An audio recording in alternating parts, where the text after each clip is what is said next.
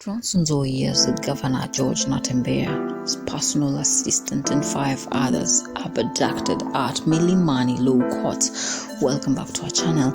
Don't forget to like, share and subscribe to Real News Updates Media, the channel where you get all your trending politics. Now, Nzoia'S Governor George Natembea'S personal assistant and 5 others were abducted in broad daylight outside Mililani Law Courts.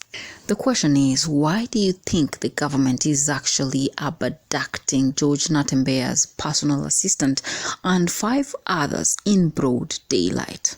Could this be a form of intimidation so that George Natembe'a can actually be submissive?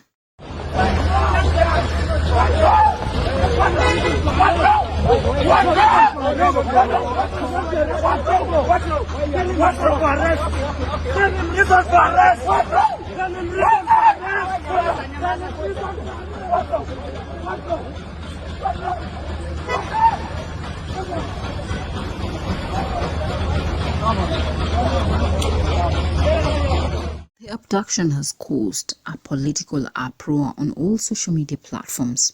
A direct missile launched on George Natembe'a, a critique of the government. Now, 5 members of George Natembea'S team were abducted by unknown men outside Mililani Law Courts, marked into a Subaru, a known vehicle with unknown number plates.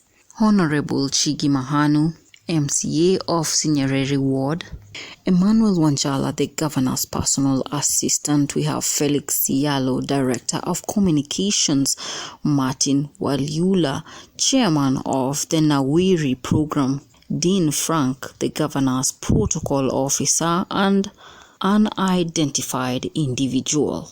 This drives us to a big question. What could be the reason behind the abduction of Natembea'S personal assistant team?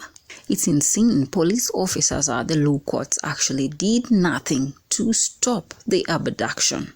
The Nzoia'S governor, Natembe'a, was in court due to a high-stake corruption case that was launched against him by DCI during his arrest, with the ethics and the ACC anti-corruptions, with the conflict of interest and irregular public funds totaling 3.5 million Kenya shillings connected to Natembea'S associates, including Chief Finance Officer Emmanuel Wafula Masongo and contractor Desmond Shivachi.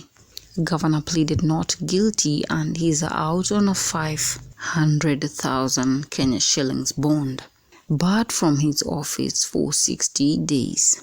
Powerful allies of George Natembe'a like Eugene Wamalwa were actually present. The abductions were linked to first when Natembe'a was arrested, when DCI and EACC officers raided his Kitale home. Angry residents vandalized the vehicles of the DCI and EACC officers, with the 19 arrested for malicious and damage of reckless properties. Felix Yalo was actually associated with the chaos that took place that day, hence the abduction. But honestly speaking, do you think he had anything to do with the case? I doubt it, because on my own opinion, I think it is a political strategy to intimidate the close allies of George Natembe'a, a way of silencing George Natembe'a.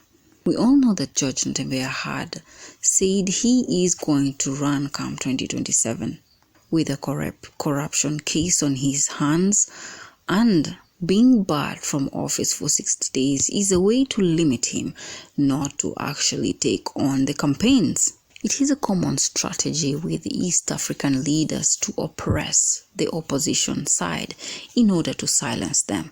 Could this be a strategy being overtaken by the government to silence George Natembe'a against his running and daily criticisms of the ruling party? Natembe'a has been a big critic of the government, especially so with the Nzoia'S sugar company that was sold recently to a foreigner. Nawajua, hawa tunawajua, lazima watanikujia. lakini mimi siogopi. Wacha wakuje, si ndio?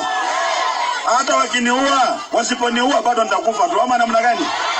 Lakini ukweli lazima ufanye nini?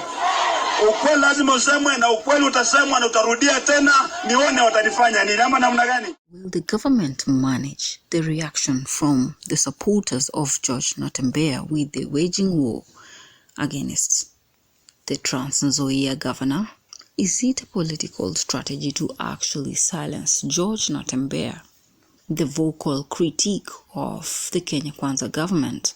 Is the oppression George Natembe'a facing because of the presidential bid 2027? Or is it because of merging forces with Rigathi Gachagua?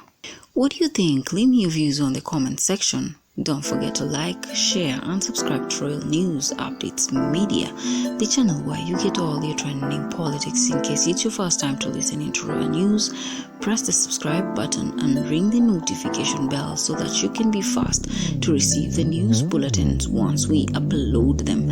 JD Ishmaels.